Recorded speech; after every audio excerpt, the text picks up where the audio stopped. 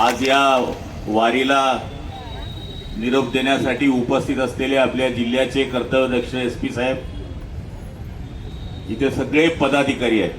म्हणजे कोणाकोणाचे नाव घेऊन नाव जर सुटलं तर गैरसमज होईल म्हणून सगळ्यांची माफी मागून सगळे नेता मंडळी,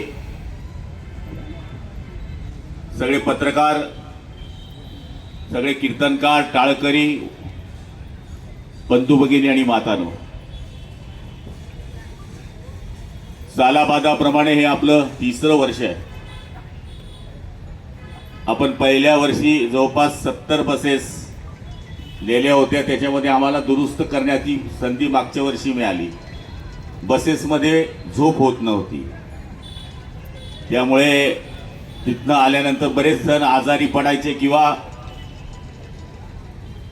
आजारी पडल्यानंतर 2-3 दिवस कामही नाही व्हायचं. मग आम्ही मागच्या वर्षी अशी दुरुस्ती केली की आपण आता ट्रेन करूया. बऱ्याच लोकांनी सांगितलं की आपण सिटिंग करूया, म्हणजे बसून जातील.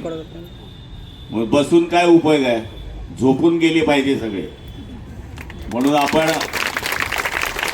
मागच्या वर्षी ट्रेन केली, यावर्षी ट्रेन केली, पण तरी मागणी काही कमी होत नाहीये. मागच्या वर्षी जे गेले ना साहेब, आम्ही त्यांना यावर्षी संधी दिली नाही. आमच्याकडे ती यादी आहे. त्यामुळे काय काय म्हणता, या वरिष्ठ ली गया, पुढला वरिष्ठ नाही ली जाई रे, या वरिष्ठ लई घ्या, पुढला वरिष्ठ नाही लई जाई ना. पण प्रत्येकाचं दर्शन व्हावं ही आमची इच्छा आहे. एक वेळेस झालं तर दुसऱ्या वेळेस दुसऱ्याचं व्हावं, तिसऱ्या वेळेस तिसऱ्याचं व्हावं. आणि आम्ही वयाची अट घातली 45 ते 55. कारण की घेऊन जाणं जसं आमची जबाबदारी आहे, तसं घरापर्यंत आणणं ही आमची जबाबदारी आहे.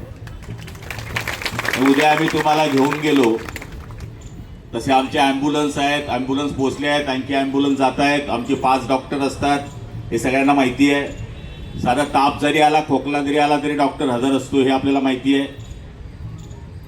त्यामुळे कोणाला त्रास होऊ नये याच्याकरता आपण ही सोय केलेली आहे.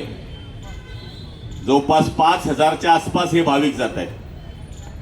आमचे तर प्रायव्हेट वाहनं तर पुढे पोहोचले, जे सेवेकरी आहेत ते कार्यकर्ते आहेत ते जवळपास 700-800 आहेत.